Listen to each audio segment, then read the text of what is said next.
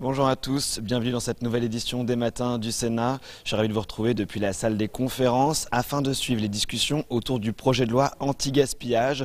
Aujourd'hui, nous allons regarder ensemble les débats autour de la question de la consigne. Face à la secrétaire d'État à l'écologie Brune Poirson, les sénateurs, qu'ils soient de droite comme de gauche, ils ne veulent pas de cette mesure sur le recyclage des plastiques PET. Et vous allez le voir, le ton est parfois monté entre les sénateurs et la ministre. Je suis ensuite saisi de 20 amendements en discussion commune. Nous commençons par le 432 rectifié. Madame Vermeillet.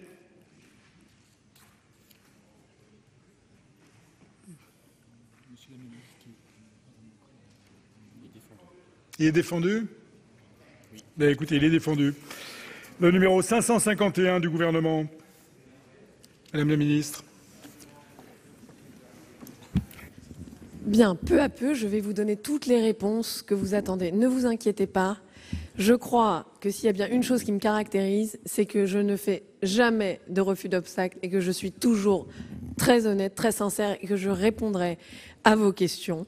Mais je crois que ça mérite un débat qui est apaisé et qui prend le temps nécessaire pour aborder absolument toutes les questions très nombreuses, y compris peut-être les attaques même que vous avez contre certaines choses que nous proposons.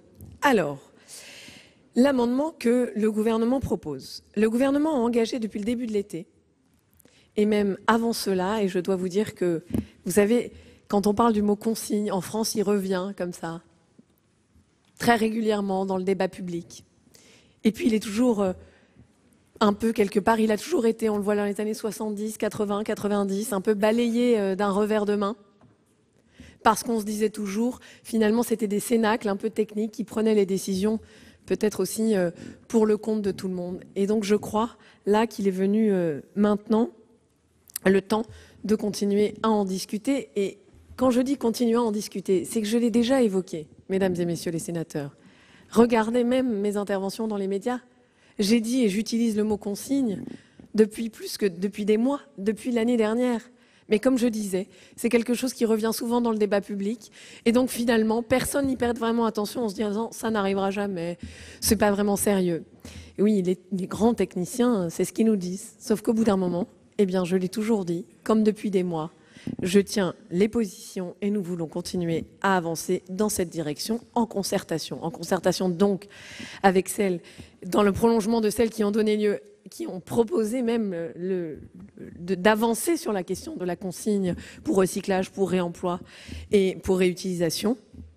Et depuis le début de l'été en particulier, nous avons engagé une large concertation pour examiner précisément les conditions de mise en place de dispositifs de consigne. J'ai eu de très nombreux échanges avec les collectivités locales. Vous m'avez tous expliqué d'ailleurs que vous aviez rencontré, comme moi, je les ai reçus à de très nombreuses reprises au ministère de la Transition écologique et solidaire, les représentants des collectivités locales. Le débat parlementaire initié en commission au Sénat aussi, je l'ai dit à plusieurs reprises, j'ai souligné l'importance de mieux encadrer les modalités de mise en œuvre de la consigne et de placer les collectivités au cœur de certains choix. Parce que nous pouvons nous mettre la tête dans le sable, nous dire « je ne veux même pas entendre parler du mot consigne, on ne devrait même pas en parler », sauf que la réalité, mesdames et messieurs les sénateurs, c'est que dans un système et dans un monde qui change extrêmement vite, où nos concitoyens et leur sensibilité écologique, nous le voyons dans les sondages même au cours des 2 dernières années, a profondément évolué. Eh bien, ils veulent beaucoup plus, et c'est ce qu'ils demandent à leurs entreprises aussi, c'est ce qu'ils demandent au gouvernement, de leur donner les moyens de faire plus pour lutter contre la dégradation de notre environnement. C'est ce qu'ils nous demandent, donc, mais pas forcément à nous, c'est ce qu'ils veulent en général. Donc que nous le voulions ou non, et j'entends les arguments qui sont, je pense, fondés sur des perceptions plus que sur la réalité. J'entends le fait qu'on pourrait dire que jamais personne ne pourrait mettre en place, que jamais aucune entreprise ne serait en mesure de mettre en place un système de consigne en France. Mais pourtant, croyez-moi, mais Madame la sénatrice, je vous regarde faire ça et je suis totalement d'accord avec vous. Et c'est tout l'objet de mon amendement. Il est indispensable que les collectivités locales aient la totalité et le maximum de ce qu'elles puissent récolter. Parce que si ça ne va pas dans les poches des collectivités locales, ça va dans les poches de ceux que nous ne voulons pas, à qui nous ne voulons pas donner cet argent, c'est-à-dire à la grande distribution, c'est-à-dire aux industries de l'agroalimentaire avec leur... Oui, monsieur le sénateur, exactement. Et donc, ils veulent absolument, et je ne sais pas s'ils veulent absolument, en tout cas, ils pourront aller vers des systèmes de recyclage et de consignes. Et si jamais ils s'y mettent, comment allons-nous les empêcher de le mettre en place? J'ai regardé par tous les moyens. Nous ne pouvons pas les en empêcher. Donc nous devons réguler, nous devons contrôler le système pour mettre les collectivités au cœur de ce dispositif. C'est pour ça que le gouvernement propose des amendements et que nous proposons ainsi d'amender le cadre juridique de la consigne sur plusieurs points. D'abord, le dispositif de consigne doit accompagner le développement du réemploi et de la réutilisation. Bien sûr, Madame la rapporteure, je suis tout à fait d'accord avec vous, tout à fait d'accord avec toutes les discussions que nous avons eues. L'horizon, au-delà du recyclage. Mais bien sûr, c'est le réemploi, c'est la réutilisation. Le recyclage ne peut être qu'une solution de transition. C'est pourquoi cet amendement prévoit que tout dispositif de consigne doit accueillir et être compatible avec les produits qui font l'objet d'une consigne spécifique pour réemploi ou réutilisation. Pour autant, le gouvernement réaffirme que la consigne ne doit pas exclure les produits qui seraient recyclables, parce qu'une telle exclusion pourrait entraîner un report de consommation sur les produits jetables à usage unique. Cette exclusion rendrait plus coûteuse le déploiement de la consigne pour les produits réutilisables. Ce n'est pas le but recherché, c'est l'inverse que nous voulons. Deuxièmement, l'amendement du gouvernement confirme que les collectivités pourront obtenir la consigne des produits consignés qui seraient collectés dans le bac jaune. Très concrètement, ça veut dire que si vous allez acheter un sandwich avec une bouteille en plastique à la boulangerie ou ailleurs dans un commerce du centre-ville, imaginons par exemple que la canette que vous achetez ou la bouteille en plastique que vous achetez soit consignée. Soit vous la mettez dans un bac à déconsignation financé et payé intégralement par l'industrie agroalimentaire, soit, puisque vous n'avez pas fini votre boisson et que vous ne voulez pas la gaspiller, vous la ramenez chez vous et vous la buvez 1 ou 2 heures après. Allez-vous devoir ressortir dans la rue pour le déconsigner? Pas du tout. Vous le mettez dans votre bac jaune. Mais une fois que c'est dans le bac jaune, il est impératif que l'argent revienne à la collectivité. C'est indispensable, mais ça... Nous le mettons-le dans le dur, écrivons-le. Il est fondamental que ce soit la collectivité qui puisse avoir le produit de cet argent. C'est pour ça que... y compris après leur passage en centre de tri. Donc je disais, une fois que la bouteille sera déposée dans le bac jaune et qu'elle est passée en centre de tri. Là, comme aujourd'hui, à la fin, cette matière donc... L'argent de cette matière doit revenir à la collectivité. C'est un peu... D'ailleurs, nous estimons dans le pré-rapport que cela pourrait représenter un gain financier pour les collectivités, compris entre 50 et 124 millions d'euros par an. Nous voulons la même chose. Nous voulons faire en sorte que les collectivités ne se retrouvent pas sur le bord du chemin, mais qu'elles soient bien au centre et au cœur du dispositif. Troisièmement, avec l'amendement qui est proposé par le gouvernement, les collectivités seront placées au cœur du choix des schémas d'implantation des machines de déconsignation. Moi, dans mon département, qu'est-ce que j'ai vu? Qu'est-ce qui arrive? Il y a, dans mon département ou plutôt ailleurs, qu'est-ce qu'il y a? Il y a un industriel de l'agroalimentaire qui vient et qui s'installe en faisant un partenariat avec une entreprise de la grande distribution et qui y dépose là, qui y met par exemple des machines à déconsignation. Ce qui veut dire que c'est extrêmement pervers. Parce que cela encourage les citoyens à aller dans ces grands supermarchés et à y retourner pour y déconsigner leurs emballages, canettes, briques ou bouteilles en plastique. Est-ce que c'est ça que nous voulons? Non. Les collectivités doivent pouvoir avoir leur mot à dire sur où et comment sont placées les machines à déconsignation. Il faut que celles-ci soient aussi dans les centres-villes. Je pense que c'est indispensable. Nous proposons, mais je suis sûre que vous aurez une meilleure idée, le Conseil régional, nous proposons que ce soit lui qui soit consulté sur ce schéma d'implantation des machines de déconsignation. Les collectivités pourront accueillir et positionner à l'emplacement de leur choix des dispositifs automatiques en étant rétribuées en conséquence. Ne laissons pas la voie ouverte simplement aux industries de l'agroalimentaire pour installer leurs machines à déconsignation où elles veulent. Donc ça veut dire qu'en tant que collectivité, vous regardez passivement les supermarchés se donner une deuxième jeunesse, les entreprises de l'agroalimentaire se donner et se verdir, et nous n'aurions pas notre mot à dire, alors que nous avons un des meilleurs systèmes de gestion publique des déchets. Vous-même l'avez dit, il est critique de le mettre au cœur. Il est critique de mettre ce système public de gestion des déchets au cœur du dispositif. C'est ce que nous vous proposons là. Réfléchissez 2 minutes. Je sais, je suis jeune. Je sais, je suis un peu idiote. Je suis jeune. J'ai moins d'expérience que vous. Je ne suis pas politique, mais néanmoins, mettez-vous 2 minutes à ma place. Pourquoi ? Non, mais c'est... Alors, je le dis pour moi-même. Je le dis, oui, Alors, c'est moi qui dis ça de moi-même. Non, mais... D'accord. Et donc, pourquoi est-ce que je mettrais en place, pourquoi est-ce que je me battrais pour mettre en place un système qui viendrait pérenniser le plastique, qui viendrait voler l'argent des collectivités, qui viendrait embêter les Français? Mais pourquoi est-ce que je ferais ça? Je vous pose une question. Pourquoi?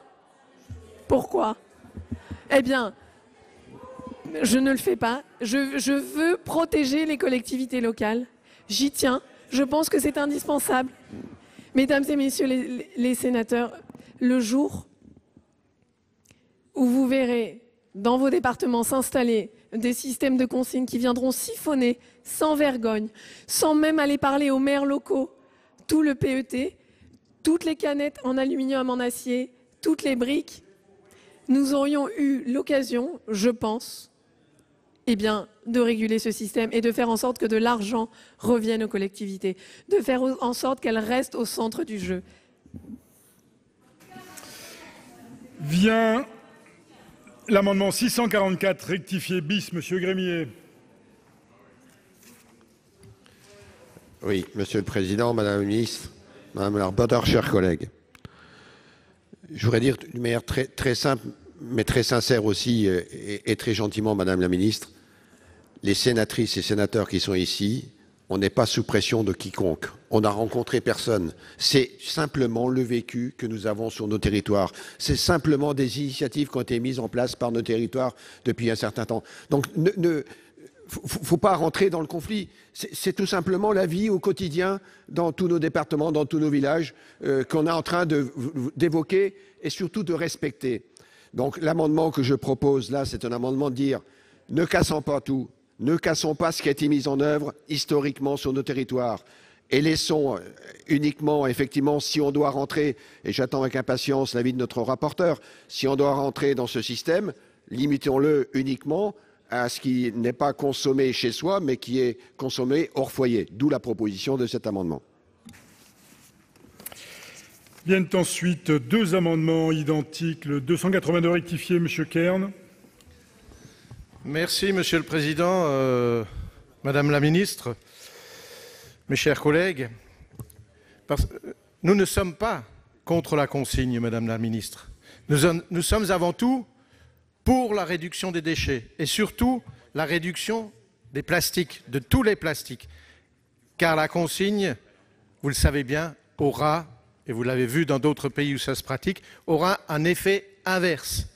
Et le plastique, au contraire, va augmenter dans les années à venir si on met en place cette consigne pour le recyclage.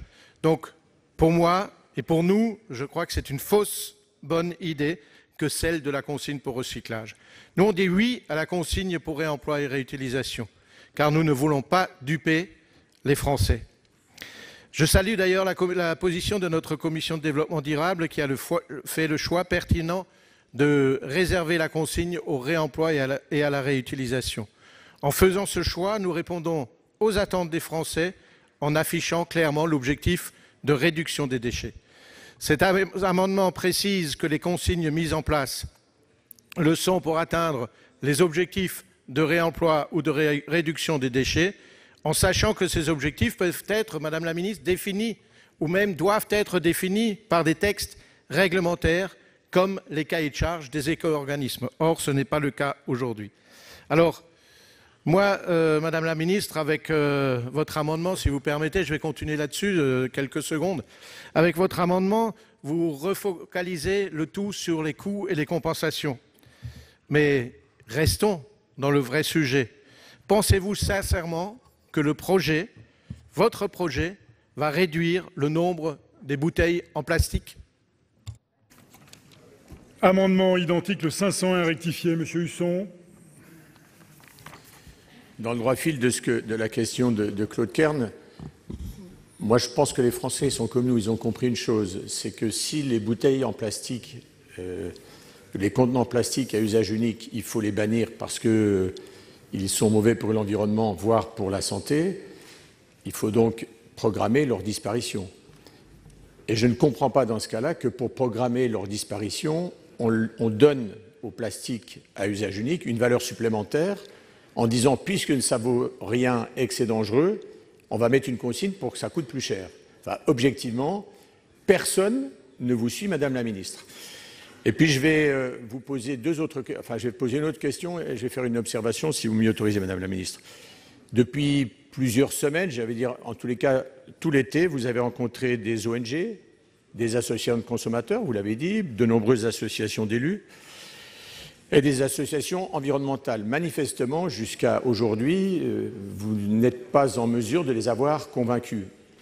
Donc posons-nous la question à cet instant, qu'est-ce qu'il manque pour emporter la conviction de celles et ceux qui pratiquent depuis des années des politiques au bénéfice à la fois des territoires et d'une bonne utilisation et qui favorisent le réemploi? Enfin, Madame la Ministre, je veux simplement vous dire que je n'accepterai pas, à titre personnel au moins, d'être tourné en ridicule. Le fait d'être une élue nouvelle avec moins d'expérience que d'autres, le fait d'être jeune, le fait de venir avec beaucoup d'idées, mais moi je salue ce parcours. Mais n'essayez pas de nous ringardiser dans la lucarne devant les Français en expliquant que parce qu'on a un avis différent, parce qu'on propose des solutions différentes, parce qu'elles reposent sur l'expérience vécue dans nos territoires, ne nous tournez pas en ridicule, je vous le dis posément, la démocratie française mérite beaucoup mieux. L'amendement 13 rectifié, Madame Loisier. Merci, Monsieur le Président. Madame la Ministre, c'est un petit peu étonnant parce que vous pointez en fait tous les dangers, les biais d'une consigne. Mais que ne l'avez-vous écrit dans votre projet de loi? Que n'avez-vous posé les garde-fous dans votre projet de loi? Je pense que vous avez découvert aussi la complexité de ces dispositifs et les effets collatéraux négatifs sur l'ensemble du système préexistant au fur et à mesure des débats. Et nous l'avons vu aussi. Et c'est la raison pour laquelle nous allons, dans les minutes qui suivent, vous proposer un certain nombre de garde-fous pour éviter tous ces biais que vous condamnez, que nous avons bien identifiés. Celui dont je vais vous parler concerne notamment l'objectif. L'objectif de cette loi, c'est bien d'abord de préserver l'environnement. Et la consigne est-elle finalement le bon outil pour préserver l'environnement en matière de gestion des déchets? Cet amendement conditionne donc la mise en œuvre d'un système de consigne à un bilan environnemental global préalable et qui doit être bien sûr positif. Car nous le savons, le déploiement d'un système de consigne induira forcément l'organisation de circuits de collecte dupliqués et donc une multiplication des véhicules transportant à vide des contenants usagés en parallèle du service public de collecte des déchets existants, la production et la maintenance d'éventuelles machines à consigne, le nettoyage et le traitement de produits qui s'accompagneront, nous pouvons le penser, d'une émission des gaz à effet de serre et d'une consommation accrue des ressources. À ce titre, avant de mettre en place une consigne, il conviendra donc de s'assurer qu'elle n'aura pas pour effet de détériorer la performance environnementale globale de la gestion des déchets. C'est donc cet amendement proposé initialement par la Commission des affaires économiques que je vous propose de reprendre, qui précise et qui demande la mise en place d'une étude environnementale systématique avant la mise en place de tout dispositif de consigne. Amendement 651 rectifié terre, Monsieur Grémillet. Oui, Monsieur le Président. Madame la ministre, madame la rapporteure, chers collègues, je ne vais pas être très long parce que notre collègue Anne-Catherine Loisier vient de l'évoquer. Mon amendement a pour but tout simplement d'avoir une étude d'impact avant de prendre des décisions aussi lourdes de conséquences, notamment pour les collectivités et les concitoyens. Très bien. Viennent 4 amendements identiques. Nous commençons par le 15 rectifié terre. Pardon, Madame Loisier.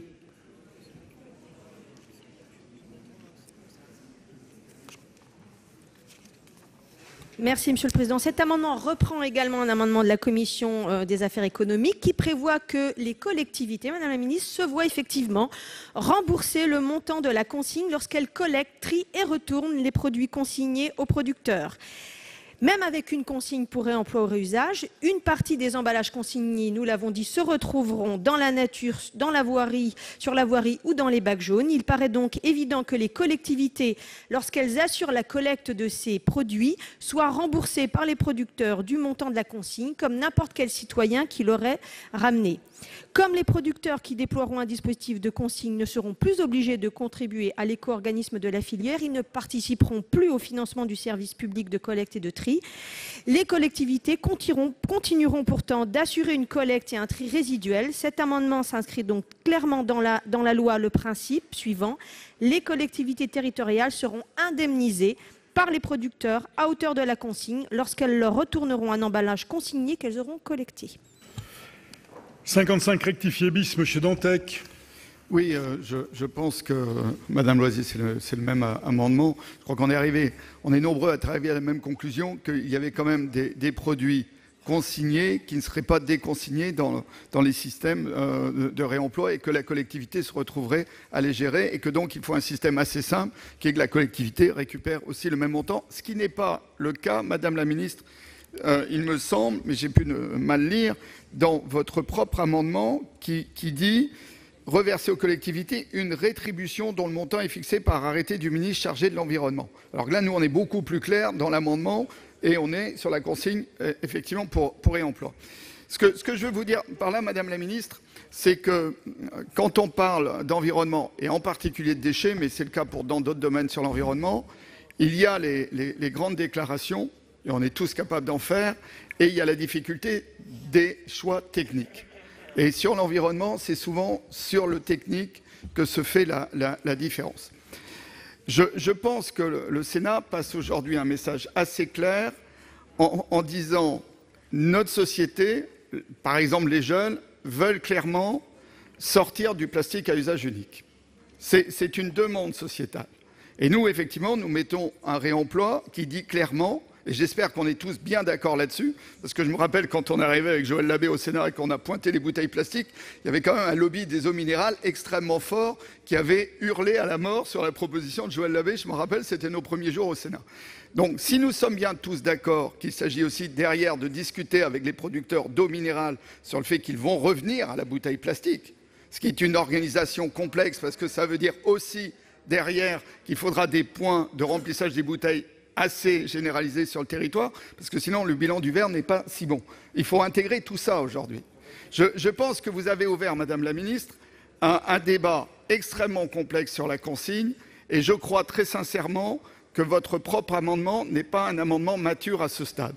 Et si je me permettais un conseil, c'est que tout simplement vous le retiriez, qu'on sait très bien qu'il va y avoir une navette, et qu'il faut absolument que cette loi sorte avec un message très clair sur le fait que le verre va réaugmenter sa part de marché en France. C'est ça la demande sociétale, et tant que vous ne me poserez pas des amendements qui répondent à ces stratégies de réutilisation du verre, vous n'y arriverez pas. Donc moi je vous proposerais bien de retirer votre amendement. Nous allons passer déjà les amendements qui encadrent le réemploi et on continuera le débat après, mais aujourd'hui vous n'y êtes pas.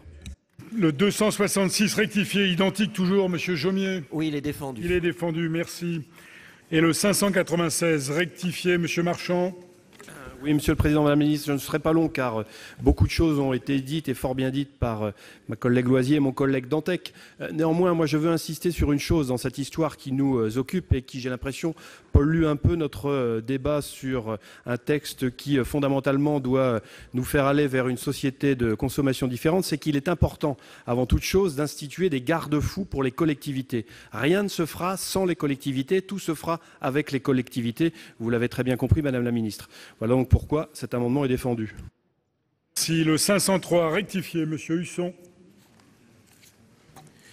Cet amendement, il propose d'aller un peu plus loin, donc je vais pas revenir sur tout ce qui a été dit et fort bien dit par l'ensemble des sensibilités ici. L'idée, c'est d'aller plus loin, et notamment de provoquer des dispositifs de consigne autour des déchets dangereux des ménages, là où aujourd'hui, finalement, la collecte est difficile et les résultats sont médiocres.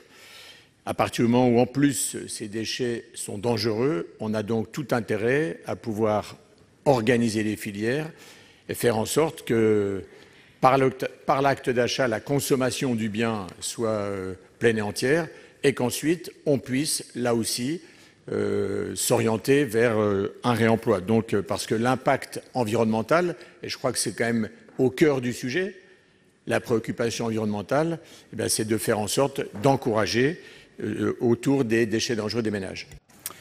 Merci. Le 547 rectifié quater, Monsieur Labbé. Monsieur le Président, Madame la Ministre, mes chers collègues, cet amendement vise à intégrer parmi les objectifs des plans régionaux de prévention et de gestion des déchets le maillage équilibré du territoire en termes d'équipement permettant le déploiement des dispositifs de consigne pour réutilisation et réemploi, à savoir les points de collecte, mais aussi les laveuses et lieux de stockage des emballages réutilisables. Cet amendement ne concerne donc pas la consigne pour recyclage. En effet, pour assurer le succès de la consigne pour réemploi et son bénéfice environnemental, un maillage fin du territoire est indispensable.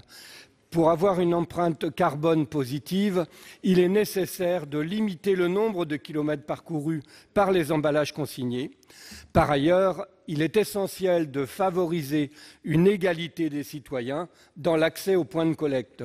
Les territoires ruraux, les centres des villes, petites et moyennes, ne doivent pas être défavorisés à cet égard. La consigne pour réemploi ou réutilisation est une solution d'avenir. Elle est plébiscitée par les consommateurs et bénéfique sur le plan environnemental. C'est l'ADEME qui l'établit dans ses différentes études. Elle est aussi, j'en suis convaincu, un vecteur de développement territorial via les infrastructures locales, lignes de lavage notamment, et les emplois qui les accompagnent. L'échelle régionale et en particulier les plans régionaux de prévention et de gestion des déchets semblent être des outils adaptés pour mettre tous les acteurs autour de la table et favoriser un maillage territorial à la fois cohérent et juste pour les dispositifs de consigne, pour réemploi et réutilisation. Le 642 rectifié bis, Monsieur Grémier. Oui, Monsieur le Président, Madame la Ministre, Madame le rapporteur, chers collègues, cet amendement, en prolongement de ce qui a été présenté jusqu'à présent, vise tout simplement à s'assurer, par un décret en Conseil d'État, qu'il y a bien un fléchage vers l'économie circulaire, vers les filières, des sommes qui auront été payées par les consommateurs et qui n'auront pas été remboursées, de manière à ce qu'effectivement, il n'y ait pas de perte en charge. Merci. Le 131, Monsieur Gontard. Oui, merci Monsieur le Président. Si je partage tout ce qui a été dit sur réserver la consigne au réemploi, et plutôt que de s'attaquer à ce qui marche en mettant en place un dispositif de consigne ou plutôt de collecte sélective sur les bouteilles en plastique, qui sont aujourd'hui bien collectées et recyclées par le service public, cet amendement vise à concentrer la consigne sur des produits générant des déchets considérés juridiquement comme des déchets dangereux et qui ont un impact environnemental beaucoup plus important. Les déchets issus des produits chimiques, mais aussi les piles usagées, ont un impact environnemental important lorsqu'ils ne sont pas envoyés dans des filières adaptées. Ils sont de plus souvent mal collectés et une consigne, ou plutôt une collecte adaptée sur des déchets, aurait donc là du sens. Merci. Le 502 rectifié, Monsieur Husson. Il est sorti. Pardon. Ah, monsieur Husson, mais oui, il est là, mais il ne me répond pas. Le 502 rectifié, il est défendu. Et pour terminer, 4 amendements identiques, le 234 rectifié bis, monsieur Jomier. Oui, merci Monsieur le Président. Donc la localisation des dispositifs de collecte est un enjeu essentiel et cet amendement vise à inscrire parmi les objectifs des plans régionaux de prévention et de gestion des déchets celui d'un maillage équilibré de ces points de collecte sur les territoires. En effet, ils doivent rester des équipements de proximité. Leur maillage doit ainsi répondre à un souci d'égal accès pour la population, notamment pour des publics à mobilité réduite. Le développement tous azimuts, présent et futur, des dispositifs de consigne constitue ainsi un enjeu croissant pour nos collectivités territoriales. Et ne pas intégrer la question de la répartition de ces dispositifs dans le cadre collégial et concerté qu'offrent les PRPGD laisserait courir le risque d'une concentration de ces équipements dans certaines zones au détriment d'autres. Des inégalités d'accès touchant plus particulièrement certains publics pourraient ainsi se creuser. En particulier, une surconcentration de ces dispositifs sur les lieux de consommation comme les zones commerciales se ferait au détriment des centres-bourgs, des centres-villes et de leurs commerces de proximité. Il apparaît donc nécessaire d'insérer rapidement cette préoccupation dans un schéma qui soit à la fois global, cohérent et protecteur. Je vous remercie. Merci. Le 550 rectifié bis identique, monsieur Dantec. Oui, il a été parfaitement défendu par mon collègue Jomier. Je crois que les amendements qu'on vous propose sont déjà des amendements pour qu'on sorte du Sénat avec un dispositif cohérent sur la consigne de réemploi. Le 659 rectifié identique, monsieur Longeau, il est défendu. Et le 684 rectifié, monsieur Gontard. Oui, c'est le même amendement. Il a été parfaitement défendu par mes collègues. Merci. Très bien. Alors, madame la rapporteure, sur ces 20 amendements, quel est l'avis de la commission ? Alors, chers collègues, je vais les prendre dans l'ordre. Donc, l'amendement 432 rectifié, madame Berthet. Cet amendement propose de rétablir une consigne pour recyclage sur les déchets dangereux. L'étude commandée par le Sénat sur ce sujet montre qu'il y a des difficultés techniques et opérationnelles à la mise en place d'une consigne pour recyclage sur les piles qui seraient visées en priorité par un tel dispositif. Je vous demanderai de retirer votre amendement. Amendement 551. L'amendement 551 du Gouvernement vise à rétablir la possibilité d'une consigne pour recyclage et procède aux modifications, à différentes modifications. La modification relative à la finalité de la consigne permettant d'intégrer la consigne pour recyclage est bien entendu inacceptable pour notre commission. J'ai eu l'occasion déjà de le rappeler. Partant de cette position, l'ajout sur les synergies potentielles entre systèmes de consigne nous semble très largement vidé de son intérêt. S'agissant de la récupération des consignes sur les produits consignés qui se retrouveraient dans le bac jaune, des amendements de nos collègues Mme Loisier et M. Dantec ont été déposés sur le sujet et nous leur avons donné un avis de sagesse. Nous aurons l'occasion de nous prononcer. De même, pour la logique de planification régionale sur laquelle plusieurs d'entre vous ont proposé des amendements, nous serons favorables à la proposition de M. Labbé. J'ajoute en outre que votre rédaction, Madame la Ministre, donne la part belle aux producteurs qui décideront, en se contentant de soumettre la cartographie pour avis simple au Conseil régional, ce qui est inacceptable. Enfin, quant au dernier point qui témoigne, selon vous, Madame la Ministre, d'un certain flottement quant aux intentions du gouvernement sur votre projet de consigne, nous y sommes opposés car il consiste à faire entrer les collectivités territoriales dans un système de consigne dont elles ne veulent pas. Autrement dit, vous proposeriez aux collectivités de concurrencer leurs propres services publics de collecte et de tri des déchets. Aucune association de collectivités territoriales ne nous a fait part à ce stade du moindre intérêt sur ce sujet. Au-delà même du grand titre 1 de votre amendement, auquel nous sommes fondamentalement opposés, les autres dispositions que vous nous proposez nous paraissent soit dépourvues de sens, soit satisfaites par des propositions de nos collègues parlementaires. Pour l'ensemble de ces raisons, nous avons donné un avis défavorable à votre proposition d'amendement. 644 rectifié bis. Cet amendement vise à créer une consigne limitée au hors-foyer. En raison du recentrage de la consigne sur le réemploi, se limiter au hors-foyer nous semble moins pertinent. En outre, il y a de vraies interrogations quant à la faisabilité technique d'une consigne ciblant une consommation hors foyer. très complexe à distinguer des achats en vue de la consommation à domicile. Et pour cette raison-là, je vais demander à mon collègue de bien vouloir retirer son amendement.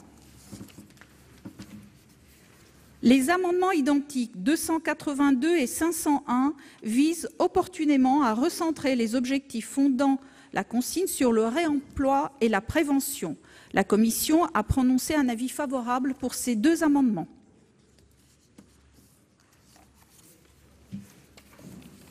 L'amendement 13 rectifié de notre collègue Anne-Catherine Loisier.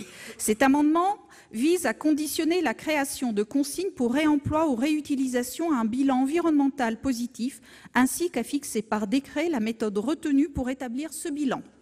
Cet ajout très pertinent permettra de s'assurer que ces dispositifs apporteront une vraie plus-value sur le plan environnemental. La Commission s'est prononcée favorablement. Amendement 651 rectifié bis.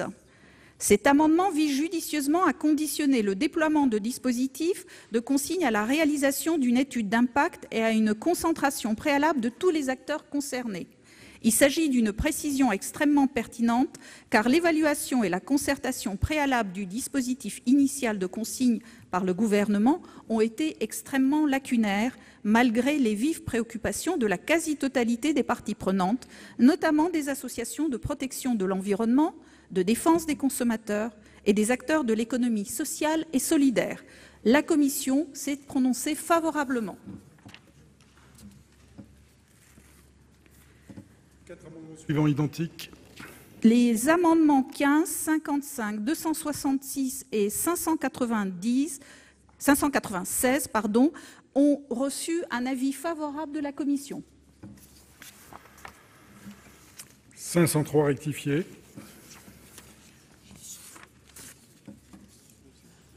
Pour les mêmes raisons que l'amendement 644, la Commission, Monsieur le Président, demande le retrait. 547 rectifié. Cet amendement vise à intégrer au plan régional de prévention des déchets un volet relatif au maillage équilibré des dispositifs de consigne pour réemploi ou réutilisation. Cela permettra de planifier ce déploiement dans une logique d'aménagement du territoire en vue d'assurer une répartition équilibrée au regard des principes de proximité et d'accessibilité. Il s'agit donc d'un ajout très pertinent. La Commission s'est prononcée favorablement. 642 rectifié bis. 642. Cet amendement est incompatible avec l'amendement numéro 13 de Madame Loisier, auquel nous avons donné un avis favorable, donc je vais demander à mon collègue de bien vouloir le retirer. 131.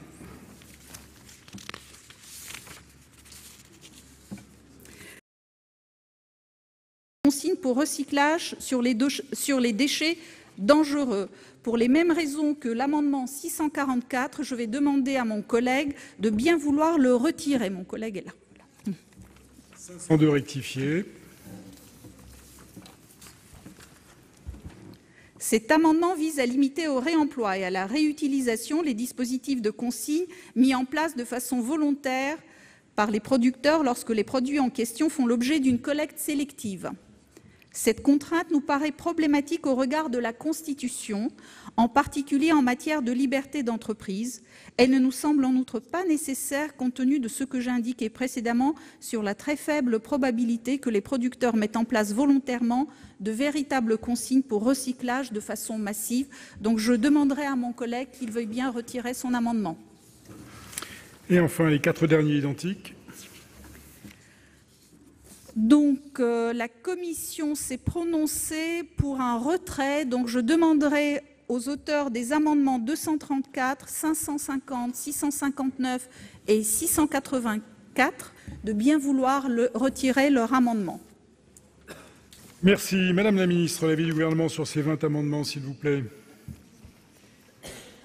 Merci, Monsieur le Président.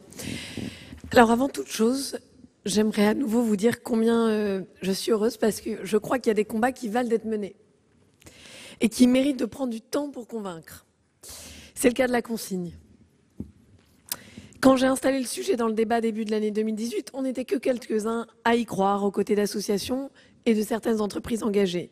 Aujourd'hui, je vois que l'idée a fait son chemin. Ça se voit dans les amendements et j'y reviendrai.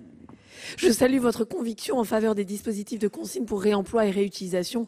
Comme je vous disais, je crois que c'est véritablement là que se situe l'avenir, mais il faut organiser la transition. Je note que vous n'avez pas à ce stade une telle conviction pour les dispositifs de consigne pour recyclage. Pour autant, et c'est salutaire, certains d'entre vous avaient accepté de reprendre à votre compte certains des garde-fous que le gouvernement avait proposés contre des consignes pour recyclage sauvage qui seraient mises en place unilatéralement par des metteurs sur le marché. Ces garde-fous me paraissent très importants pour les collectivités et pour le service public de gestion des déchets. Je compte continuer avec vous le travail après cette première étape, parce que je crois au bénéfice d'une consigne pour recyclage comme une grande majorité de Français. Je sais que sondage après sondage, vous n'y croyez pas, et pourtant, j'ai la faiblesse de croire que c'est une réalité. Ces garde-fous me paraissent très importants pour les collectivités et pour le service public de gestion des déchets. Certains des sondages, Madame la sénatrice, sont disponibles publiquement, ce n'est pas le gouvernement qui les a faits. Nous en avons fait aussi, mais le gouvernement en a fait. Ça a été fait Ipsos, par exemple, très récemment. Je compte continuer avec vous le travail après cette première étape, parce que je crois au bénéfice d'une consigne pour recyclage, comme une très grande majorité de Français. Je crois qu'au regard des expériences à l'étranger, ce dispositif est le plus efficace pour atteindre les hauts niveaux de performance écologique que nos citoyens exigent. Je crois que peut-être à terme, si nous ne changeons rien, à terme, au bout d'année après année après année, de façon marginale, effectivement, je crois que le système public de gestion des déchets pourrait arriver à des niveaux d'exigence tels qu'ils sont exigés par nos concitoyens. Leurs niveaux d'exigence ont dramatiquement changé au cours de ces quelques derniers mois. Donc je crois que si on ne touchait rien, on pourrait y arriver de façon incrémentale. Mais je pense qu'ils nous demandent plus. Et puisqu'ils nous demandent plus, d'autres leur fourniront cela. Faisons en sorte que les collectivités soient au cœur du jeu. Et c'est pour ça que je compte continuer avec vous le travail après cette première étape. Je crois qu'au regard des expériences à l'étranger, je vous l'ai dit, il y a des hauts niveaux de performance écologique. Et là où le réemploi n'est pas possible, parce que parfois il n'est pas possible pour tous les types d'emballage, et tant que les usages n'ont pas changé et que certains substituts n'ont pas été inventés, nous devons agir, car nous ne pouvons pas tolérer qu'à minima, et ce sont les chiffres les plus conservateurs, mesdames et messieurs les sénateurs, les plus conservateurs, en utilisant vos chiffres à vous, ça veut dire qu'il y a 200 millions de bouteilles en plastique qui se retrouvent chaque année dans la nature. Et je ne vous cite pas les canettes en plastique, les briques. Et quand ils se retrouvent dans la nature en France, mais quand ils se retrouvent dans la nature en Indonésie, en Malaisie, ailleurs, je crois que les Français ne veulent plus de ça. Et je crois qu'ils trouveront des moyens d'éviter ça. Et ils trouveront des moyens d'éviter ça, et si nécessaire, ça se fera sans les collectivités locales, et c'est profondément regrettable. Ce n'est pas ce que le gouvernement souhaite. Néanmoins, je salue avec force la volonté qui nous anime tous dans cette Assemblée de trouver des solutions. Nous l'avons d'ailleurs prouvé. Trouver des solutions pour améliorer la collecte des emballages. Je regrette que le Sénat passe à côté de cette occasion majeure de défendre les collectivités face à un changement qui va s'opérer sans elles et pour répondre aux aspirations des Français. Non, mesdames et messieurs les sénateurs, je ne veux pas mettre en péril le SPGD, le service public de gestion des déchets pour les bouteilles en plastique qui ne représentent que très peu de déchets au total. Je vous l'ai déjà dit et je le répète. 2 points pour vous répondre, parce que vous accusez le gouvernement de vouloir mettre en péril le service public de gestion des déchets. Je vous l'ai dit et je le répète, ce service public de gestion des déchets n'est pas mise en péril par la consigne. Ces règles de financement restent inchangées. C'est écrit dans la loi depuis la loi Grenelle de 2009, la loi Grenelle 1. C'est repris dans la directive déchets de 2018. Je propose de réaffirmer dans ce projet de loi anti-gaspillage, c'est l'amendement du gouvernement à l'article 9 qui prévoit que bouteilles en plastique ou non dans le bac jaune, l'éco-organisme doit contribuer à hauteur de 80% des coûts nets optimisés de la collecte et du traitement des emballages. Ce sont les soutiens de la filière REP qui constituent l'essentiel des recettes des collectivités que vous avez mentionnées sur les emballages plastiques. Ces soutiens, pour la raison que je mentionnais à l'instant, ils subsistent. Consigne ou pas consigne,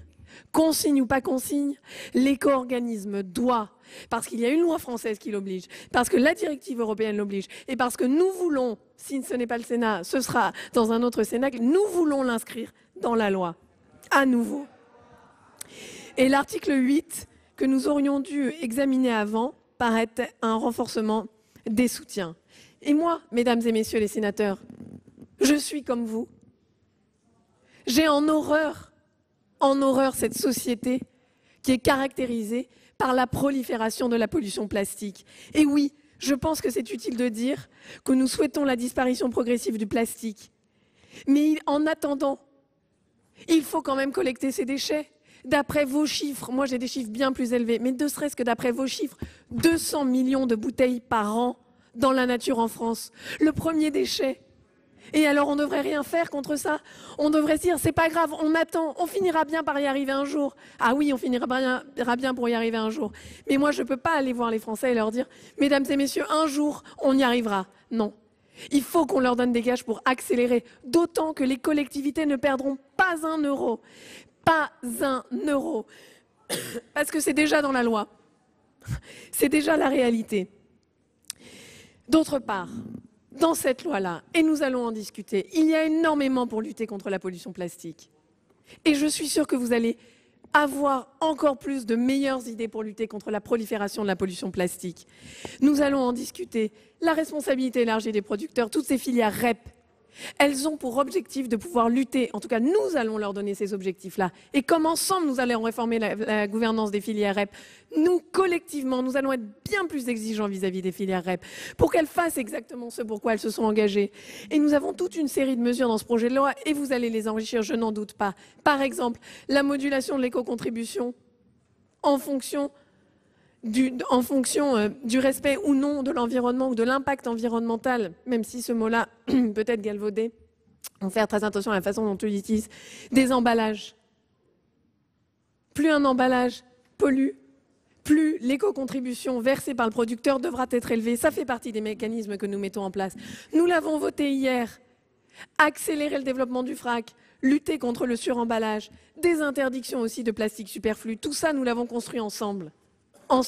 Et nous allons continuer à aller encore plus loin. Et donc, en attendant, on devrait se dire qu'il y a 200 millions de bouteilles en plastique et que ça ne fait rien, c'est pas grave. On va attendre. Un jour, on y arrivera bien.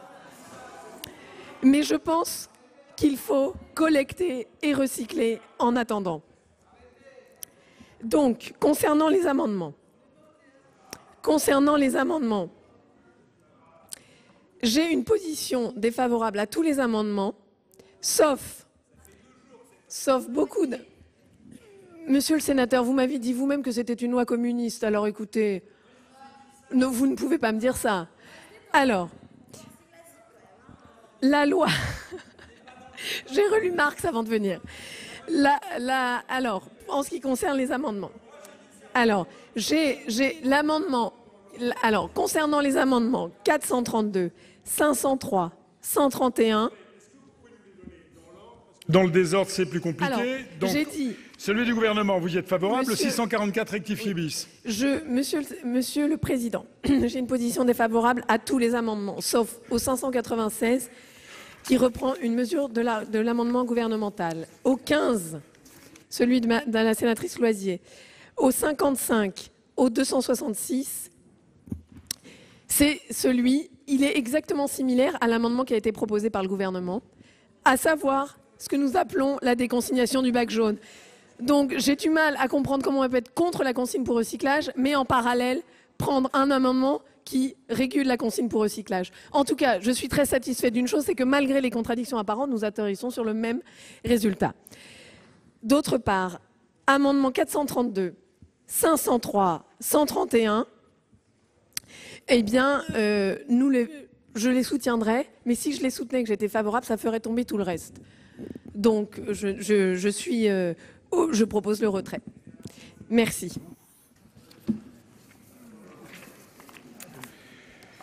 Bon, alors, sur ces 20 amendements, Madame la ministre l'a dit, certains, s'ils étaient adoptés, en feraient tomber d'autres. Donc, on va essayer de demander les explications de vote, amendement par amendement, sinon on risque d'avoir 2 heures de débat sans, au bout du compte, savoir qui vote pourquoi.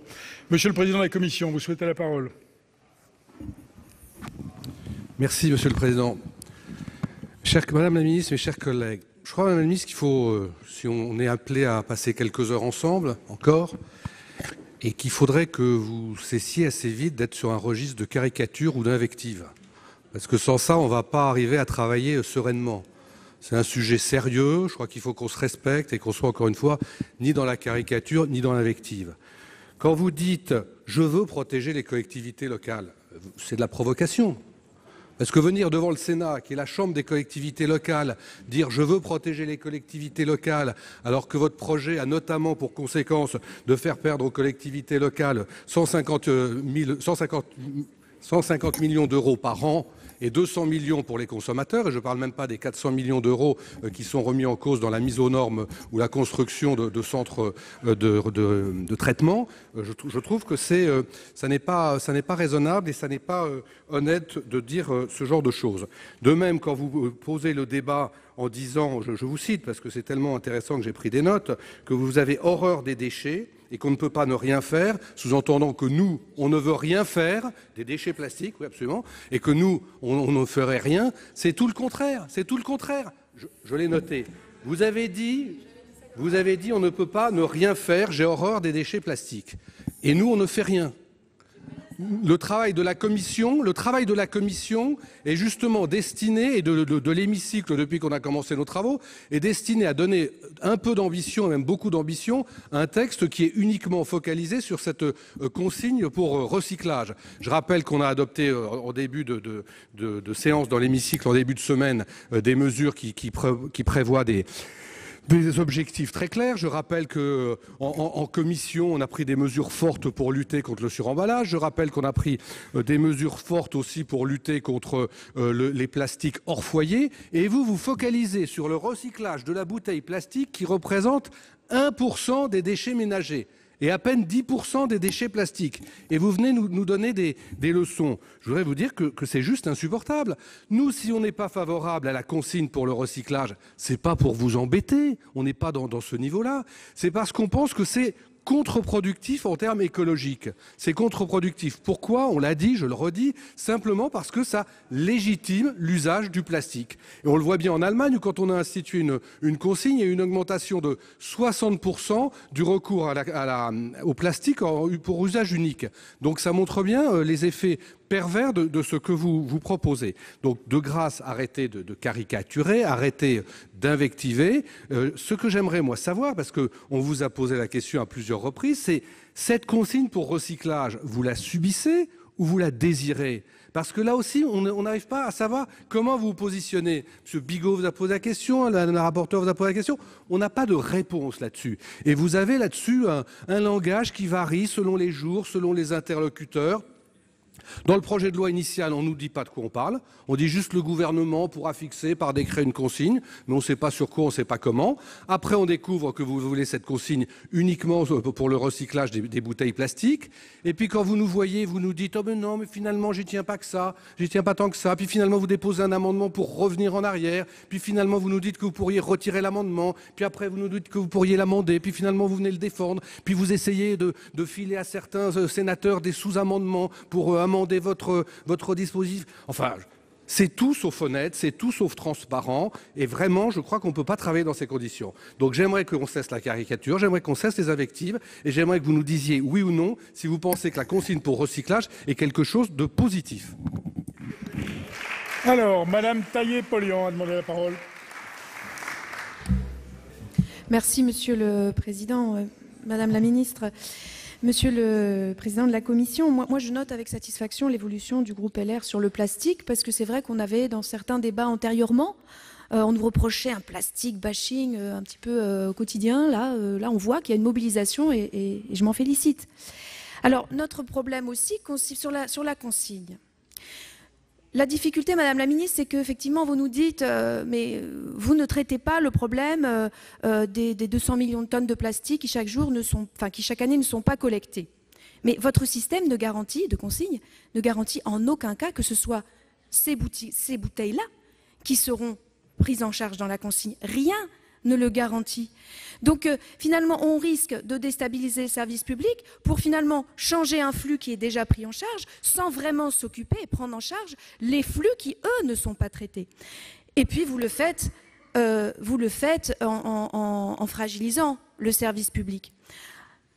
Alors vous nous dites, mais pourquoi voudrais-je un système qui ne va pas dans le bon sens ?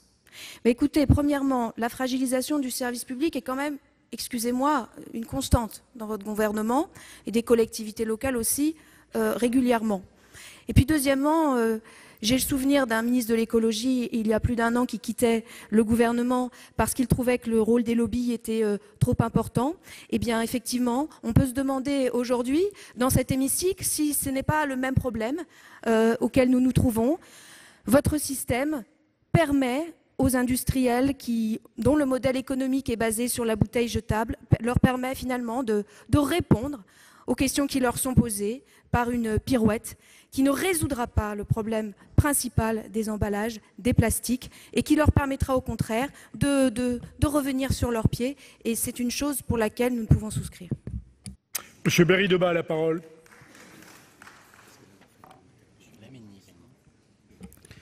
Oui, sur la forme, je dois dire que je suis atterré. Nous sommes dans un débat surréaliste. Nous posons des questions et on ne nous répond pas. Ou on nous répond indirectement en disant que le savoir, la vérité se trouve du côté de la ministre. Nous sommes, nous, élus locaux, avec quand même une certaine expérience de terrain. Pour la plupart, nous avons été maires, nous avons été présidents d'intercommunalités. Donc, à ce titre, nous savons ce que c'est que gérer des déchets, c'est-à-dire mettre en place une collecte, équilibrer un budget, faire en sorte que nos concitoyens puissent faire un tri sélectif, mettre en place des déchetteries, mettre en place un tri sélectif, et on nous dit d'une façon indirecte, ben vous ne savez rien faire. C'est purement insupportable. Par ailleurs, je ne vais pas redire ce qui a été dit par le président Mouret, vous fragilisez vous-même les collectivités territoriales à travers une mesure qui ne touche que 1% du problème, mais qui a un impact terrible sur la redevance, la TOM, ou même les redevances qui ont été mises en place, et qui a un coût encore plus fort pour les consommateurs. C'est-à-dire, c'est le consommateur final qui va payer, et c'est malheureusement le constructeur, le distributeur, qui va faire un double bénéfice à travers le système que vous mettez en place. Donc, on ne peut pas, bien entendu, vous entendre et voter l'amendement que vous nous proposez. Nous sommes tout à fait d'accord et solidaires de ce qui nous a été proposé par Madame le rapporteur au niveau de la commission. Voilà, j'ai plus grand-chose à dire. Notre collègue à côté de moi reprendra la parole tout à l'heure pour vraiment expliquer que c'est inadmissible de conduire un débat dans ces termes. Madame Cukierman a la parole. Merci, Monsieur le Président. Madame la Ministre, mes chers collègues, je disais en intervention sur article que finalement, certainement, cette mesure était guidée par une affaire de gros sous. Vous voyez, à écouter ce que vous venez de dire, tant sur le fond que sur la forme, et effectivement, y compris d'un certain nombre d'expressions et de mots que vous avez utilisés, j'en suis de plus en plus convaincue. Parce que je crois qu'il n'y a pas ici ceux qui seraient pour la prolifération de la pollution du plastique et vous qui incarneriez le combat contre la pollution. Il y a par contre ici des sénateurs qui, dans leur diversité, attirent votre attention sur le fait qu'il y a d'autres propositions à la vôtre. Vous nous permettrez encore de penser qu'en démocratie, on peut faire des propositions alternatives à celles du gouvernement et des propositions qui permettent à la fois de lutter contre la pollution plastique sans remettre en cause ni les revenus des collectivités, ni leur capacité de fait à agir réellement et directement telles que sont leurs missions. Et du coup, je suis assez surprise quand même, parce qu'effectivement, depuis mardi, il y a des débats, on ne vote pas toujours pareil, il y a des surprises dans les votes, comme dans tout grand texte de cette nature. Mais je trouvais qu'il y avait un débat plutôt respectueux, y compris entre le Sénat et le gouvernement. Et là, vous venez de faire la démonstration que sur cette question-là, il y a un point de clivage, et d'ailleurs, vous changez complètement votre discours, y compris dans la posture de celui-ci. Parce que il n'y a pas, je crois, d'injonction à faire au Sénat. Et quand vous vous permettez de dire que si de toutes les façons, nous n'acceptons pas ici ce que vous proposez, et que cela sera fait dans d'autres cénacles, je crois que ça en dit long aussi sur la vision que vous avez finalement du travail parlementaire et du bicamérisme dans notre pays. Et vous voyez, Madame la Ministre, et j'en finirai ainsi, je sais que depuis un peu plus de 2 ans, on est finalement dans le fait du prince. Alors, quand Machiavel a écrit Le Prince, il disait que la fin justifiait les moyens. Mais je pense que même dans la lutte contre la pollution, qui aujourd'hui est un grand enjeu de société, contre ce 7e continent que certains appellent, qui représente l'ensemble de la pollution à l'échelle mondiale, la fin ne justifie jamais les moyens, et que le débat démocratique et le respect des représentants des territoires que nous sommes se doit en tout cas d'être écouté et entendu. Et Monsieur le Président, pour répondre à ce que vous disiez, nous voterons l'amendement numéro 432, puisqu'un peu plus loin, nous avons déposé le même. Si la parole est à Monsieur Joël Bigot. Merci Monsieur le Président. Madame la Ministre, mes chers collègues, voilà, nous en sommes arrivés au symbole de ce projet de loi, comme vous l'avez nommé vous-même, Madame la Ministre, lors de votre audition devant la Commission, à savoir la consigne. Comme vous le savez, le groupe socialiste, mais pas que, s'oppose à la consigne pour recyclage, qui est un non-sens écologique. Beaucoup d'arguments vous ont été donnés sur ce point et je n'y reviendrai pas. Je tiens cependant à évoquer avec vous les nombreuses interrogations que pose votre amendement tel qu'il est rédigé. Tout d'abord, avouez qu'on peut être un peu surpris et désarçonné. Ça a été dit parmi les orateurs qui sont intervenus avant moi, il y a eu de nombreux changements de pied. Depuis des mois, vous défendez la consigne pour recyclage. Devant la fronde légitime qu'elle suscite, vous déposez lundi un amendement, lundi, j'ai dit bien, un peu sorti du chapeau, si vous me permettez, proposant un nouveau dispositif dont les contours sont très flous. Puis, on a eu quelques tentatives de sous-amendements visant théoriquement à répondre à nos craintes, mais dans lequel vous précisez, je cite, qu'il laisse la possibilité de mettre en place un dispositif de consigne volontaire pour recyclage. Madame la Ministre, je le répète, la consigne pour recyclage du plastique, car c'est bien de cela dont nous parlons, ne fera que faire perdurer le résultat que donne cette consigne dans les pays où il a été mis en œuvre. M. Moret vous l'a dit tout à l'heure, l'Allemagne, par exemple, qui a augmenté sa production de 60%. Madame la Ministre, nous n'en voulons pas pour des raisons environnementales. Nous n'en voulons pas. Je poursuis.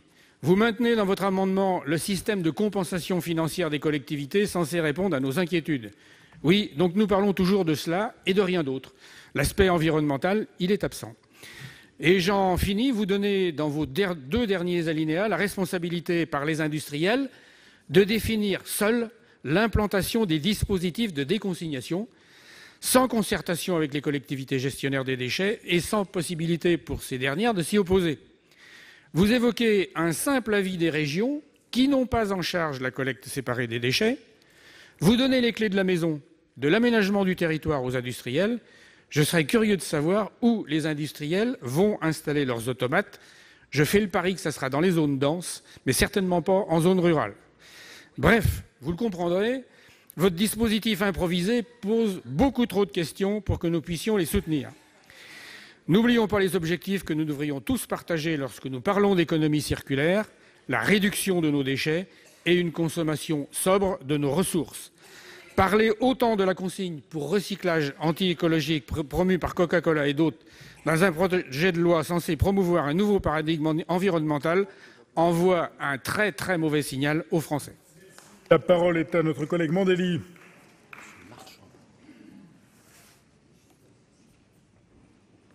Monsieur le Président, je voudrais simplement dire que nous assistons effectivement à la fois sur la forme et sur le fond à un débat un peu surréaliste, mais qui traduit en réalité un certain niveau d'impréparation, un certain degré d'impréparation sur cette question emblématique de la consigne, ou plutôt une concertation non aboutie, en tout cas avec les différents acteurs en amont. Je voudrais simplement rectifier quelques éléments. Bien sûr, nous sommes tous sensibles. On a beaucoup parlé du plastique dans les océans. Je rappelle simplement que 90% de cette pollution plastique dans les océans provient de 2 continents et de 10 fleuves bien identifiés, continent africain et asiatique, et que la France, je serais tenté de dire, en tout cas, n'y contribue que très peu, et heureusement. Et que quand vous parlez des 200 millions de bouteilles qui sont dans la nature, c'est une contre-vérité. Ces 200 millions de bouteilles, elles ne sont pas dans la nature, elles ne sont pas effectivement dans les filières de collecte, de traitement, etc., mais elles sont dans la poubelle grise avec les autres éléments qui sont enfouis ou incinérés. Donc il n'y a pas de 200 millions de bouteilles plastiques dans la nature. Elles sont traitées par ailleurs. On peut le regretter. Moi, je vous ai dit dans la discussion générale que j'aurais souhaité que nous ayons plutôt une politique, plutôt que la consigne, une politique plus vertueuse qui aurait consisté à inciter très fortement les collectivités à mettre en œuvre la redevance incitative, et nous n'en serions pas à discuter d'une consigne puisque nous aurions des performances suffisamment importantes pour ne pas avoir à mettre en œuvre la consigne. La parole est à Monsieur Jacquin. Non, ah oui.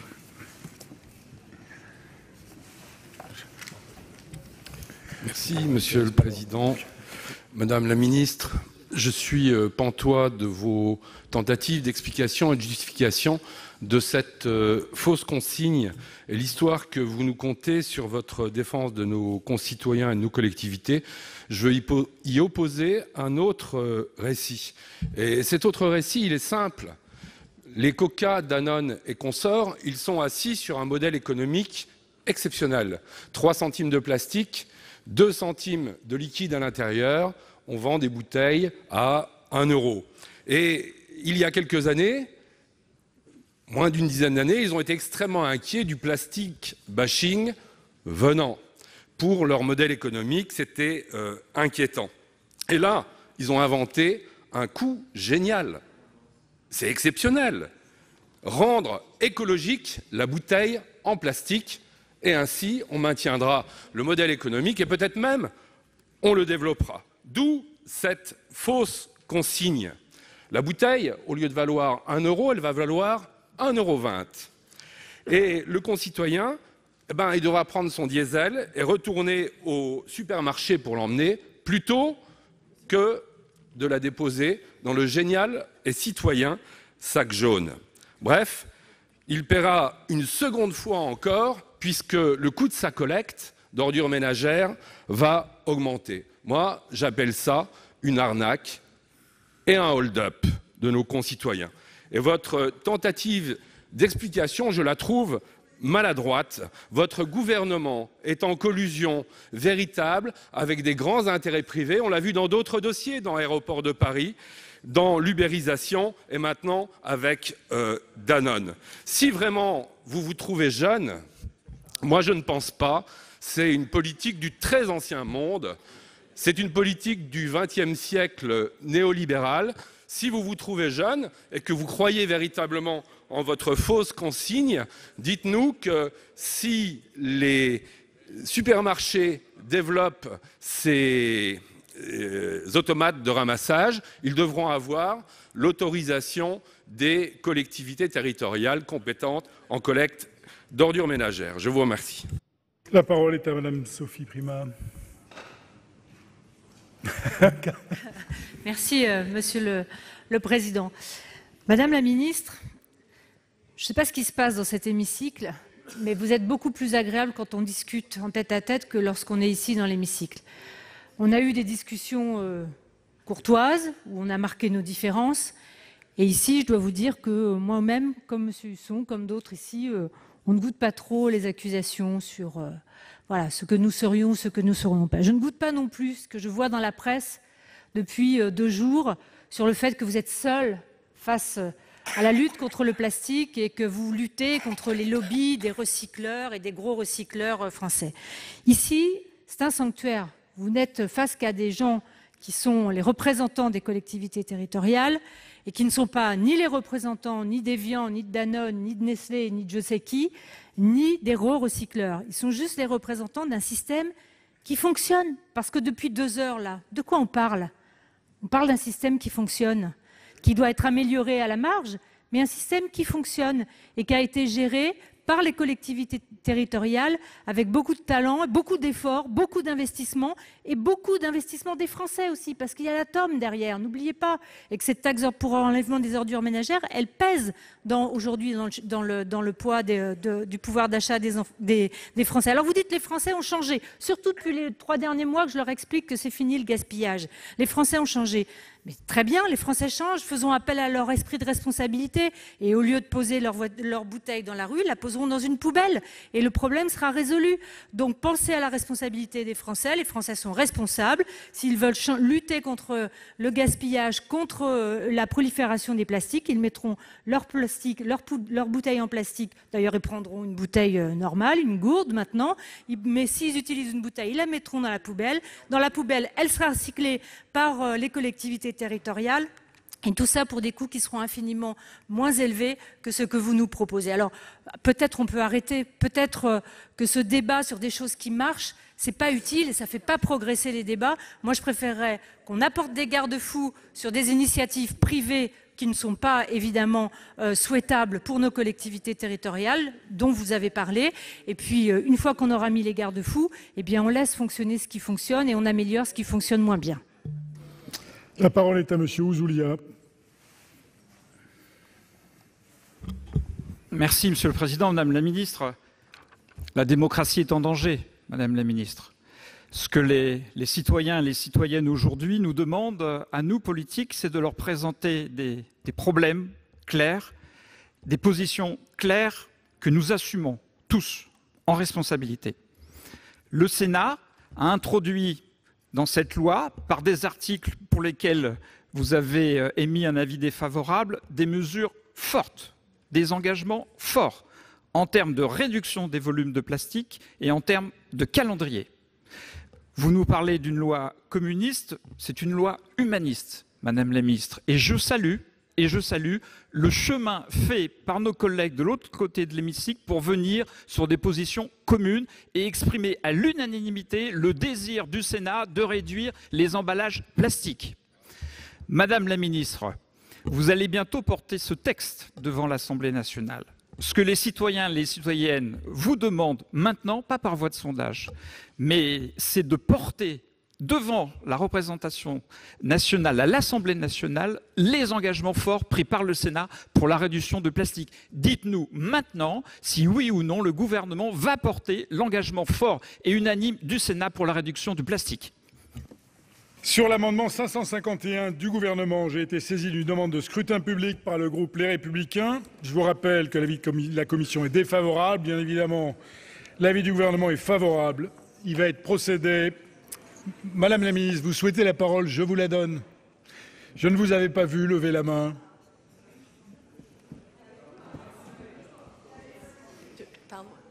Merci beaucoup, Monsieur le Président. Je reprends la parole, mais je ne souhaite nullement vous convaincre.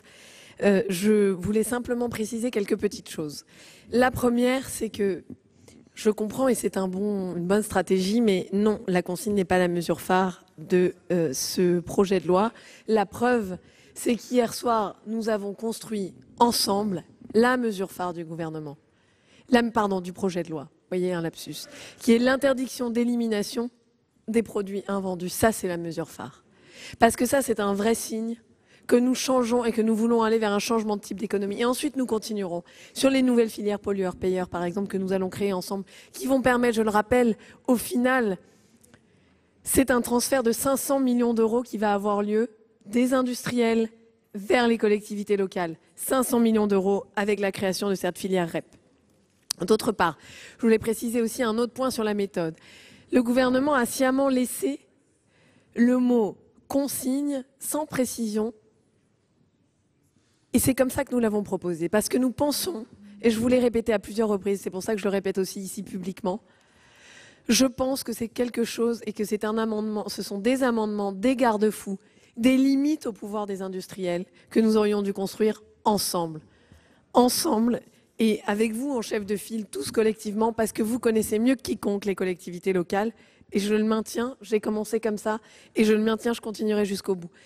Donc j'ai voté favorable à certains de vos amendements qui sont, me semble-t-il, des garde-fous très utiles. Je pense qu'il faudrait aller plus loin pour contenir le secteur privé, parce que vous me demandez pourquoi est-ce qu'on se concentre, par exemple, sur les bouteilles, sur les canettes, etc. Pourquoi? Eh bien parce que les industriels sont dos au mur. Ils sont dos au mur. Ils n'ont pas le choix. Ils ont la pression de la Commission européenne. La Commission européenne leur a dit 75% de bouteilles collectées ou recyclées d'ici 2025. Ils n'ont pas le choix. Et donc, ma crainte, je la réitère, c'est que ce sont encore des machines à déconsignation installées sur les parkings, loin des cœurs de ville, où ils s'installent, ils siphonnent le bac jaune des collectivités locales, alors que nous avons les moyens de les interdire. Nous avons toute notre discussion ici. Nous pouvons les empêcher de faire ça. Et c'est un signe qui est très important. C'est la protection du service public de gestion des déchets, qui est, comme vous l'avez tous souligné, excellent en France. Il est très bon. C'est pour ça d'ailleurs que d'autres pays européens ont repris beaucoup des éléments du service public français de gestion des déchets. Ils l'ont repris, par exemple les filières REP, par exemple tout ça. Et le système, notre système français, quand il a été créé, il n'a jamais été pensé pour fonctionner au maximum du niveau de performance. Parce que bien sûr, on partait dans les années 70 d'un pays qui croulait sous les déchets, sous les décharges, sur les objets plastiques à usage unique, etc. Donc la France a été pionnière, oui, vous l'avez souligné, en 75, en 92, pionnière dans la création de filières de responsabilité élargie du producteur. Mais jamais pour obtenir des taux de collecte comme par exemple 90% des bouteilles ou des choses comme ça, qui nous sont imposées. Ce n'est pas l'objectif du gouvernement, c'est l'objectif de l'Union européenne. Et malheureusement, on doit le transcrire en droit français, c'est la réalité. Et ça demande certains changements. Tous les 30 ans, il y a une grande marche à prendre. Moi, je me disais, c'est la caractéristique qui me caractérise probablement, je me disais naïvement que ça aurait été bien de le faire ensemble. On a fait quelques premières étapes puisque nous avons installé quelques garde-fous. Ce que proposait le gouvernement, eh bien, me semblait tout à fait d'ailleurs utile. Alors, juste, je voudrais rappeler une chose. Je voudrais quand même rappeler une chose concernant le recyclage. Moi, je suis tout à fait d'accord avec vous, je l'ai dit depuis le début, c'est dans l'objectif du projet de loi même, je l'ai dit partout. Bien sûr, la réutilisation et le réemploi, c'est l'objectif. Nous devons impérativement aller vers ça. D'ailleurs, nous allons aller vers une société, et ça j'en suis intimement persuadée, nous allons aller vers une société où il n'y aura plus d'emballage à terme jetable, parce que c'est une aberration. Nous y sommes habitués. Mais les jeunes générations, elles ne comprennent pas. Et donc, peu à peu, les entreprises vont développer toutes, là on parle des bouteilles, on parle des canettes, mais elles vont toutes se mettre à développer des systèmes de consigne sur leurs emballages. Et elles vont ensuite aller le collecter. Ça s'appelle la collecte diffuse. Soit le service public de gestion des déchets reste à la marge et il regarde les industriels organisés devant eux, et nous n'avons pas les moyens constitutionnels de les en empêcher. Elles regardent devant eux les entreprises installer ce type de système. Soit, dès aujourd'hui, nous faisons en sorte que les collectivités soient absolument indispensables dans le dispositif.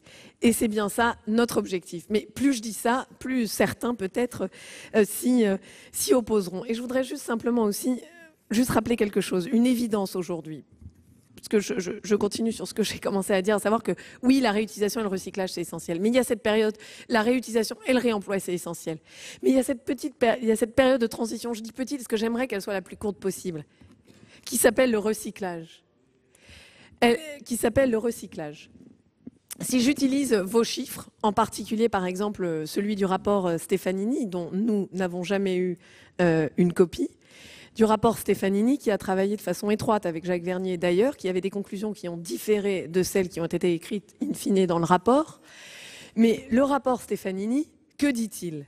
Je ne l'ai pas lu, mais en tout cas, dans ce que j'entends des interventions publiques. Alors, il vient d'être... Très bien.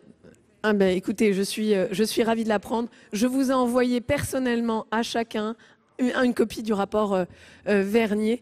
Et de même, vous savez, madame... Non, c'est faux. Non.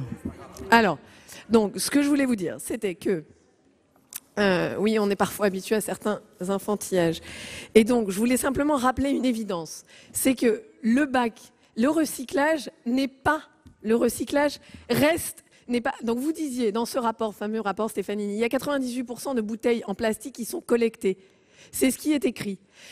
98%. Je voudrais vous répondre, monsieur le sénateur. Si on collecte 98%, ça veut dire qu'il y en a 2% qui restent dans la nature. 2% dans la nature, ça fait 200 millions de bouteilles d'eau. Ça fait 200 millions de bouteilles d'eau. C'est donc ce que je répète. Qu'est-ce que ça veut dire? Et qu'est-ce que ça veut dire? Ça veut dire que dans le hors-foyer, il y en a une grande partie, ça comprend tout. Dans le hors-foyer, il y en a une partie qui va dans la poubelle grise. Mais la poubelle grise, c'est de l'incinération. Le recyclage, c'est mieux que l'incinération. Je suis d'accord avec vous, il faudrait mettre en place la tarification incitative partout, mais je n'ai pas le pouvoir de le faire. Et ça, je crois qu'il faudrait le rappeler. Autre vérité que je voudrais rappeler. En Allemagne, la hausse du plastique, la hausse de la consommation plastique, il ne faut pas confondre corrélation et causalité. La hausse, au moment de la mise en place de la consigne, la hausse de la consommation de plastique, elle aurait été bien, c'est la même quand vous regardez un peu partout en Europe, parce qu'on va vers le plastique, de plus en plus on est allé vers le plastique. Donc ne confondez pas les deux. Sans la consigne, eh bien la hausse aurait été beaucoup plus élevée. C'est le nouveau mode de consommation qui en est responsable, c'est le nouveau mode de consommation.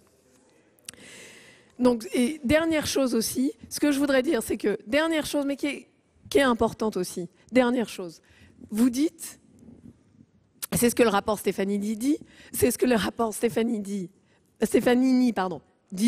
c'est que cela va coûter plusieurs millions aux collectivités locales. Donc le rapport Stefanini a plus de valeur que la loi de 2001, qui donc, vous êtes les mieux placés pour défendre la loi, que je sache.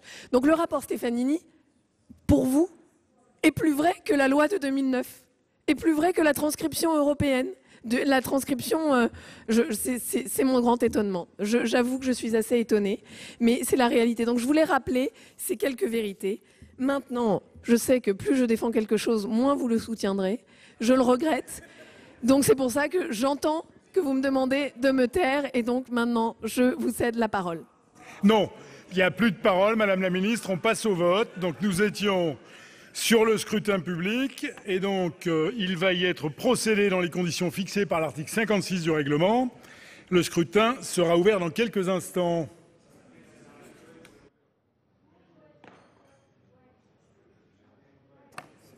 Le scrutin est ouvert. Voici le résultat du scrutin numéro 173 sur l'amendement 551, compte tenu de l'ensemble des délégations de vote accordées par les sénateurs aux groupes politiques et notifiées à la présidence.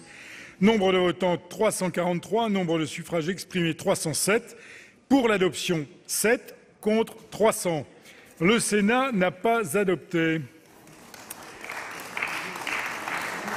Alors, l'amendement 644 rectifié bis a été retiré par M. Grémillet. Nous en venons aux deux amendements identiques 282 rectifié, 501 rectifié, avec un avis favorable de la Commission, défavorable du Gouvernement. Je les mets aux voix. Qui vote pour? Favorable de la Commission. Qui vote pour? Qui vote contre? Qui s'abstient? Ils sont adoptés. Le 13 rectifié de Mme Loisier, favorable pour la Commission, défavorable pour le Gouvernement. Qui vote pour? Qui vote contre? Qui s'abstient? Il est adopté.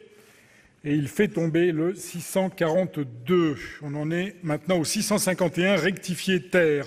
Un avis favorable de la Commission, défavorable du Gouvernement. Qui vote pour? Qui vote contre? Qui s'abstient? Il est adopté. Les quatre amendements identiques, 15 rectifié terre, 55 rectifié bis, 266 rectifié et 596 rectifié. Un avis favorable de la Commission et du Gouvernement. Qui vote pour? Qui vote contre? Qui s'abstient? Ils sont adoptés. Le 503, une demande de retrait de la commission, M. Husson. Il est retiré. Le 547, rectifié. Favorable de la commission. Qui vote pour? Qui vote contre? Qui s'abstient? Il est adopté. Il fait tomber les 234, 550, 659, 684. Donc le 642 est tombé. Je mets aux voix le 131 avec une demande de retrait de la commission. Monsieur Gontard, il est retiré. Le 502 de rectifier, demande de retrait, Monsieur Husson, il est retiré. Ensuite, les 4 amendements identiques sont tombés. Eh bien voilà, mes chers collègues, nous en sommes venus à bout. Je vais pouvoir mettre aux voix l'article 8 bis et je vous informe que j'ai été saisi d'une demande de scrutin public par la commission. Il va être procédé au scrutin public dans les conditions fixées par l'article 56 de notre règlement. Le scrutin sera ouvert dans quelques instants. Voici le résultat du scrutin numéro 174 sur l'article 8 bis, compte tenu de l'ensemble des délégations de vote accordées par les sénateurs aux groupes politiques et notifiées à la présidence. Nombre de votants 342, nombre de suffrages exprimés 342. Pour l'adoption 342, contre 0. Le Sénat a donc adopté à l'unanimité.